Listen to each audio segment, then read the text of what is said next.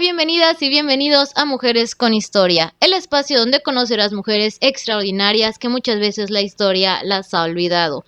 Yo soy Linda González y ponte cómoda o cómodo porque comenzamos. Buenos días, tardes, noches, madrugadas, como sea que estén escuchando este episodio. Si eres nueva en este podcast, bienvenida, bienvenido. Acabas de encontrar tu podcast favorito de historia de mujeres, donde echamos el chismecito histórico bien a gusto. Y si no es tu primera vez aquí, pues muchas gracias por regresar, por estar aquí. Me esfuerzo todos los días para darte contenido de calidad. Y como ya es costumbre, corre por tu botanita porque el episodio de hoy estará lleno de muchos datos interesantes sobre mexicanas bien fregonas. Como pudiste notar en el título, en el episodio de hoy hablaremos de las primeras mujeres profesionistas de México. Hablaremos de dos mujeres que decidieron romper paradigmas, que lograron un título universitario, que incomodaron a más de un machito rancio y que sobre todo lograron cambiar el rumbo de millones de mujeres mexicanas, dándonos el ejemplo de que una mujer puede y debe luchar por sus sueños. Y sí, escucharon bien, solo hablaremos de dos mujeres por cuestiones de tiempo, pero estoy segura que tendremos una segunda y hasta una tercera parte. La primera profesionista de la que hablaremos es la doctora Matilde Montoya, la primera mujer en conseguir un título en medicina. Probablemente ya has escuchado de ella, ya que en los últimos meses se ha vuelto muy viral, y esto es por algunos posts en Facebook, y la verdad me da gusto que se dé a conocer su historia, pero yo tengo un conflicto. Sí, un conflicto con todo lo que se comparte de ella, porque, bueno, al final les voy a decir por qué. Primero vamos a conocer quién fue Matilde. Matilde Petra Montoya Lafragua nació el 14 de marzo de 1857 en la Ciudad de México. Su padre, José María Montoya, pues era un hombre súper conservador típico de la época que no dejaba ni salir a su esposa si no era con él y con su permiso ya escrito. Su madre, Soledad Lafragua, era una huérfana que había crecido y había sido educada en un convento, por lo cual, al tener a su única hija Matilde, decidió darle todas las oportunidades que ella nunca tuvo, y entregó todo lo aprendido en el convento a su hija. Y chequen esto, porque Soledad debió ganar el premio a la Madre del Año en su época, ya que logró que Matilde aprendiera a leer y a escribir a los 4 años. Además de que la incentivaba a ser una gran lectora porque así pues nunca iba a dejar de aprender.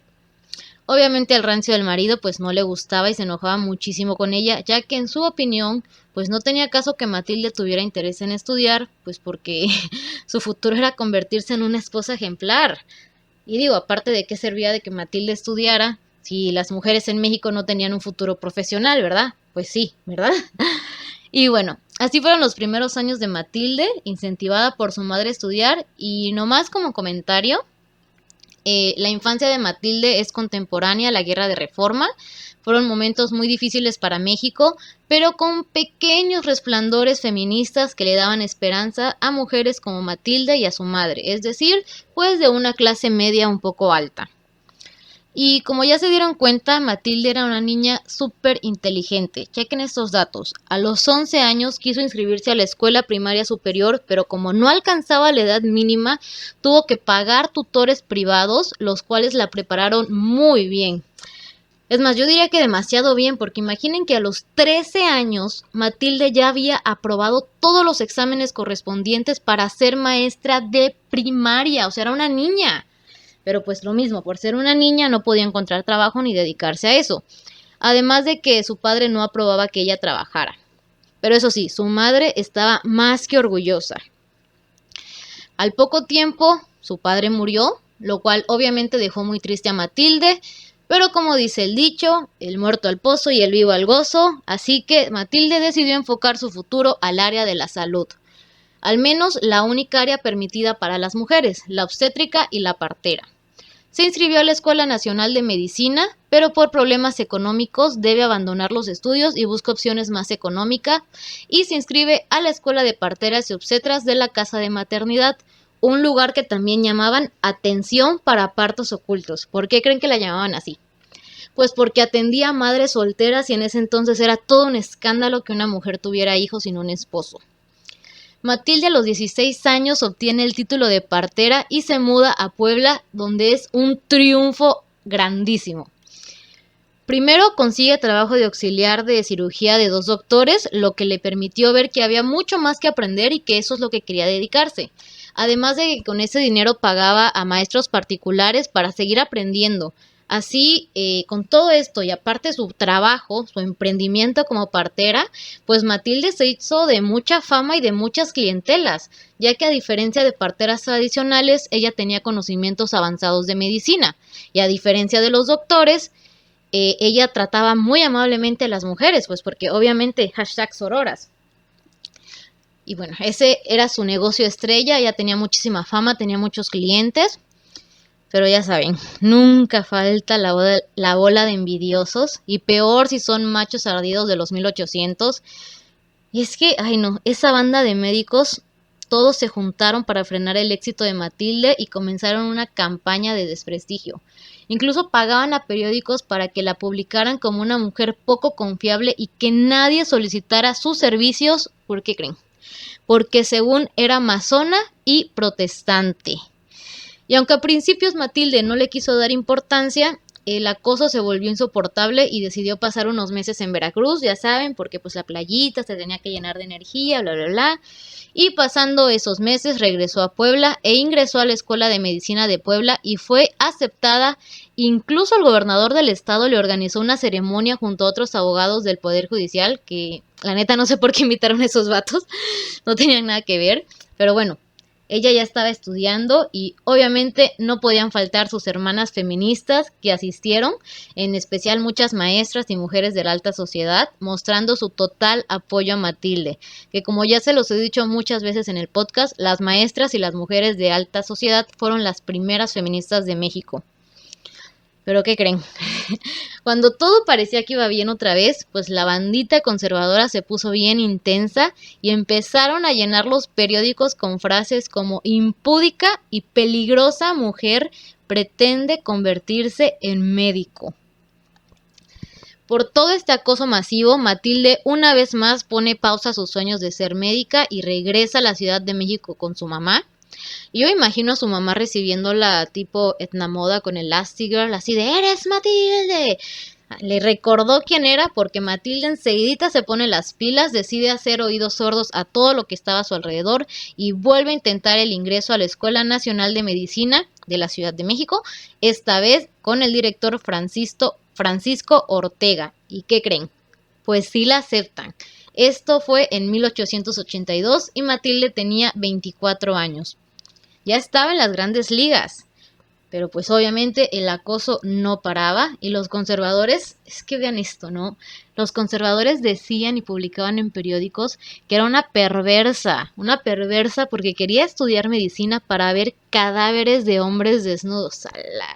No, se la volaron con sus comentarios, se la volaron.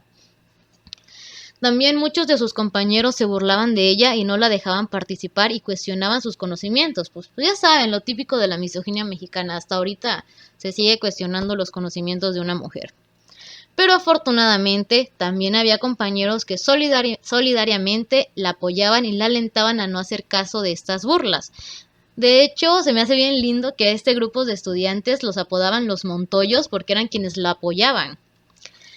También mucha prensa la apreciaba y por supuesto no podían faltar las feministas de la época que no perdían ninguna oportunidad para hablar de ella en sus publicaciones y alentarla a convertirse en un ejemplo para las mexicanas. Y aquí es donde empieza su historia con Porfirio Díaz, que es la parte de su vida más conocida, pues resulta que un grupo de docentes y alumnos se organizan para que la dieran de baja a Matilde bajo el argumento de que algunas de sus materias las había realizado en escuelas particulares o con profesores privados. Y aunque eran materias que pues nada tenían que ver con su carrera, materias como geografía o latín, pues decidieron darla de baja. Matilde, desesperada, solicitó recursar esas materias en la escuela de San Ildefonso por las tardes y seguir estudiando medicina por las mañanas, pero fue rechazada. ¿Por qué creen? ¿Por qué se imaginan que fue rechazada? Pues porque el reglamento de la escuela decía que se aceptaban alumnos y no alumnas. ¿Ya ven cómo lo que no se nombra no existe y que una letra sí hace la diferencia? Y pues esta vez Matilde no estaba dispuesta a dejar sus sueños a medias y es cuando decide escribirle a Porfirio Díaz, y ya saben que Porfi Quería siempre parecerse a las Europas y como en países como Francia ya estaban aceptando mujeres, pues quiso estar a la moda, a la vanguardia y dio instrucciones para que se pudiera recursar esas materias en San Ildefonso y poder seguir estudiando medicina. Matilde logra terminar todas sus materias con muy buenas notas y prepara su tesis y cuando se decide a presentar su examen profesional, pues ¿qué creen? Que le salen con la misma jalada que en los estatutos de la escuela se indica que es un alumno y no una alumna el que puede presentar su tesis. O sea, solamente porque no decía alumnos y alumnas presentarán tesis, pues le dijeron que no. Le negaron el examen y si en este punto ya están chocados de tantas injusticias, pues imaginen cómo se sintió Matilde. Así que una vez más le escribe a Porfirio Díaz, quien la ayuda y lanza un decreto el 24 de agosto de 1887 para que también las mujeres pudieran graduarse. Y aquí es donde se me pone la piel chinita. Y es que cuando Matilde realizó su examen teórico y recibió el veredicto de aprobación, se escuchó el grito de festejo por todas las mujeres que se habían reunido en el patio de la escuela para apoyarla y celebrar con ella. Al día siguiente realizó un examen práctico en el Hospital de San Andrés, donde iba recorriendo las salas y resolviendo las cuestiones. Obviamente mi reinota Matilde aprobó todo por unanimidad. Los periódicos académicos de la época ignoraron por completo su logro. La mayoría de prensa nacional pues sí medio mencionaba y celebró su logro, pero sobre todo la prensa feminista fue la que más la apoyó. Y les voy a leer un pedacito que a mí me encanta del periódico El Álbum de la Mujer, un periódico feminista de la época. La primera vez que lo leí a mí me hizo llorar y el título es La primera doctora mexicana. Ya saben, es un español de esos antiguitos. Dice: el hermoso despertar intelectual de la mujer mexicana ha conmovido profundamente mi corazón. Un acto tan solemne como trascendental se ha verificado en el memorable fecha del 25 de agosto, fecha que el sexo femenino debe grabar en sus anales con indelebles caracteres. En la Escuela Nacional de Medicina acaba de realizarse un glorioso torneo, un pugilato científico en el que se ha proclamado como axioma indiscutible el vigor del pensamiento en el cerebro femenino. ¿Sabéis quién ha sido la heroína del Palenque? Pues Matilde Montoya, que triunfó para las mujeres mexicanas. Matilde Montoya ha escalado un puesto reservado a los sabios, ha destruido antiguas preocupaciones que encadenaban a la mujer mexicana en la oscura senda de la retrogradación. Ha conquistado la gloriosa bandera del progreso para que su sexo la enarbole. El birrete doctoral es superior a una corona de laurel. ¿Hay algo más grande que poseer el secreto del organismo humano? ¿Sabéis cómo ha llegado la inteligencia mexicana a tan alta cima? Consagrando 11 años de su vida al estudio, 11 años que representan en una mujer toda su juventud. ¿Sabéis cómo ha ganado el diploma que tanto enaltece? Desoyendo las sátiras de la ignorancia y los argurios de los pesimistas, hollando con firme planta los abrojos encontrados en su paso y luchando energéticamente contra la tenaz oposición de sus enemigos, venciendo arduas dificultades y desafiando el imposible. Es solo un pedacito, les juro que las 2 páginas están muy, muy bonitas. Lo del periódico feministas que hablaron de ellas, a mí me gusta mucho. En ese periódico, ella es como el principal artículo, son 2 páginas dedicadas a su titulación, pero también habla de las nuevas metas que tiene la mujer mexicana de la época, de la marginación académica y hace una invitación a que las mujeres mexicanas sean parte de la ciencia, se conviertan en mujeres de ciencia. Así es, mujeres periodísticas alentando a las mexicanas a ser mujeres de ciencia en 1887. Si quieren leer toda la publicación de ese día, les dejo el periódico en nuestra biblioteca virtual, ya saben, ahí lo pueden encontrar. Y bueno, continuando con Matilde. Matilde no puso 1, sino 2 consultorios en donde atendía a pacientes de todo tipo, los cuales les cobraba dependiendo sus posibilidades. Ahí estuvo atendiendo por casi 40 años y se especializó en enfermedades de mujeres, aunque eso sí, no le permitían dar consulta a domicilio, ya que las mujeres no podían salir solas a cualquier hora. También participó en la Liga Médica Humanitaria, que atendía por las noches a personas que no podían costar tratamientos médicos durante la Revolución, y atendió a muchísimas personas afectadas en los conflictos bélicos de la época. Y como ninguna asociación de doctores le invitaba a ser parte de su membresía, pues que dijo, chingues, yo creo mi propia asociación, y así nació la Asociación de Médicas Mexicanas, la cual poco a poco se le iban agregando más médicas. Imagínense el impacto y ser una niña de esa época, despertar y saber que ese día acababa de graduarse la primera doctora mexicana y decir, wow, yo también quiero hacer eso y ahora sé que puedo. O sea, imaginen el impacto que tuvo Matilde en todas las mujeres de esos años. A los 50 años de haberse graduado en agosto de 1937, recibió un homenaje por distintas asociaciones como la de Universitarias Mexicanas y el Ateneo Mexicano en ni más ni menos que Bellas Artes, donde se le agradeció el gran precedente que dejó para las mujeres en la ciencia. Y como si Matilde sintiera que su misión en esta vida estaba completa, 5 meses después de ese homenaje, el 16 de enero de 1936, Matilde falleció a los 79 años. ¿Y se acuerdan que les dije que yo tenía un conflicto por todas las publicaciones que veía en Facebook sobre Matilde?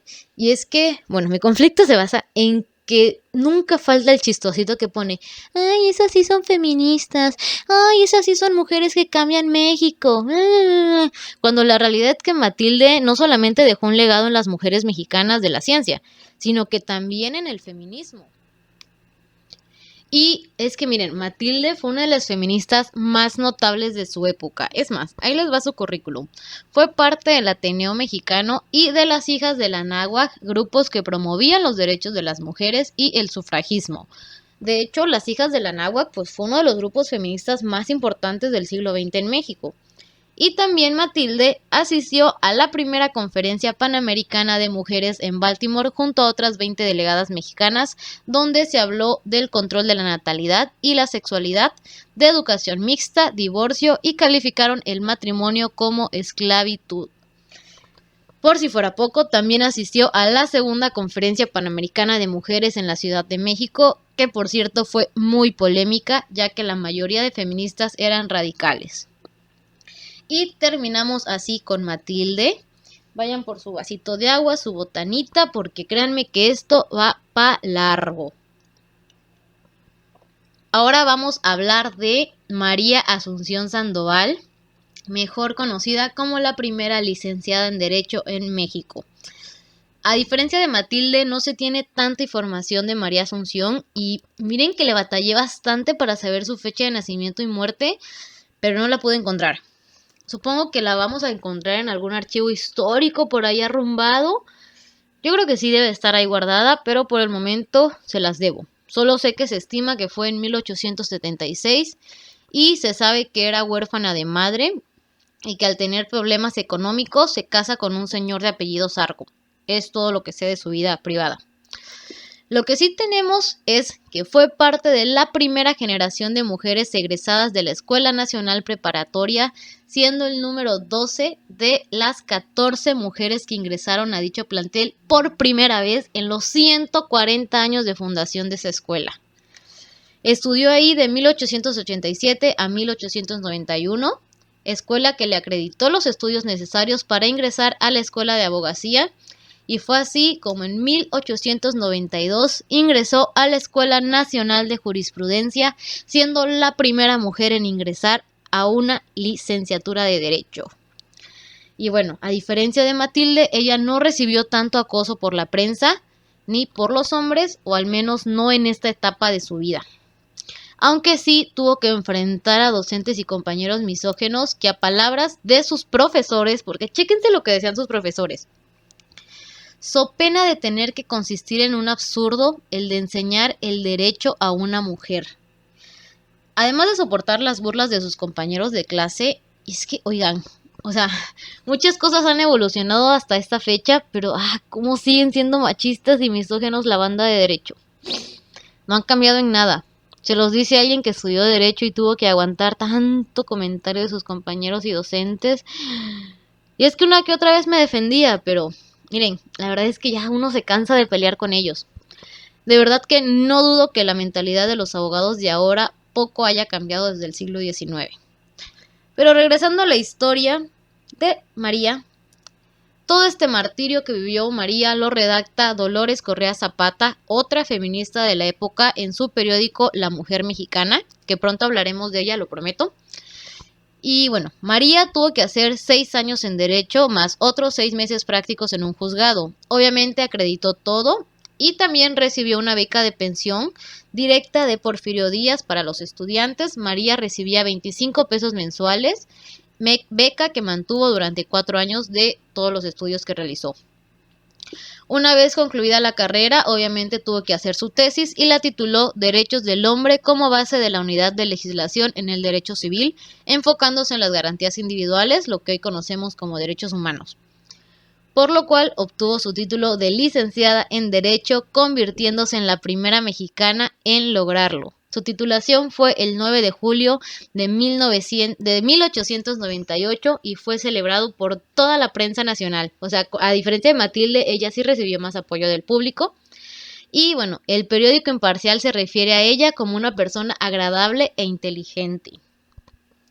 Después de Matilde, durante el Porfiriato, existió un gran debate, así un debate grandísimo sobre si las mujeres debían de estudiar, ya que muchos afirmaban que si las mujeres comenzaban a estudiar y participar en la vida pública y política, la estructura de la familia se rompería. Y es que es bien curioso, las mujeres que estaban siendo pioneras en sus profesiones, así como Matilde en medicina, pues no se estaban casando. O sea, imagínense Matilde, después de aguantar a tanto machito mientras estudiaba y trabajaba, después tener que aguantar uno en su casa, pues como que no, pues tonta no era. Pero Matilde era la diferencia, ya que ella sí estaba casada, y era la primera profesionista que estaba casada. Oportunidad que muchas feministas agarraron para demostrar que el feminismo no era malo y que no pervertía a las mujeres, haciendo así que más mujeres se unieran al movimiento. A palabras de feministas de la época, ¿veis cómo la ciencia no quita a la mujer nada de su poética belleza, ni tampoco la capacidad para el desempeño de los más humildes trabajos del hogar? Bueno, en ese entonces pues se tenía una idea muy diferente del feminismo, ¿no? Digo, sigue pasando, pero ya hay más información. Y lo que escribió la prensa feminista de María, la verdad me da risa, porque yo sé que en ese momento lo hicieron con buenas intenciones, pero pues ya ahorita leyéndolos con los lentes del 2021, pues no suena bonito, chéquense. ¿Y veis cómo este talle erguido y arrogante que ante el jurado defiende al inocente, al débil, también puede inclinarse ante el brasero a preparar la suculenta sopa para el amado padre y el adorado esposo? O sea, me quiero reír. No, pero ahorita bien fumadas esas feministas de la época. Pero bueno, se entiende el punto, ¿no? Querían demostrar que el feminismo no era destruir a la sociedad, no era destruir a la mujer y convertirla en el ser perverso que todos decían. Bueno, ese dato no lo mencioné con Matilde, pero al graduarse muchas mujeres ingresaron a la Facultad de Medicina. Matilde, les digo, fue pionera y muchas mujeres al año siguiente empezaron a estudiar y al poco tiempo ya había muchas mujeres graduadas. Pero con María no pasó eso. De hecho, María fue la única abogada mujer en al menos unos 20 años hasta que Clementina Batalla Torres se convierte en la segunda abogada mexicana. Sobre su trabajo profesional, pues ya se imaginarán lo mucho que le costó salir adelante. Primero, porque una mujer litigando en penal iba en contra de todo lo decente de la época. De por sí ella era escandaloso que fuera abogada, pues ahora una mujer litigando penal era lo doble de escandaloso. En su primer caso le tocó defender a una mujer acusada de homicidio, de la cual logró demostrar su inocencia y aunque recibió muchos halagos de distintas personalidades juristas, ¿en qué creen que se fijó la prensa? O sea, ella gana su primer caso con éxito. ¿Y qué creen que publica la prensa? Pues en lo que estaba usando y cómo llevaba su peinado. Oigan, eso todavía sigue pasando, qué triste. Pero sus mismos colegas comienzan a considerar inapropiado que una mujer defendiera penalmente a un hombre, por lo cual María se tuvo que enfocar solamente en litigar civil. Y así demostraba que no solamente sabía lucir sus vestidos en los juzgados. Y como siempre, ya saben, morritas apoyando morritas. Como eso también le bajaba mucho trabajo a María, pues imagínense, de tener todas las oportunidades de litigar, tener que enfocarse solamente en civil, pues los periódicos feministas de la época la apoyaban y ponían anuncios donde se ofrecían sus servicios.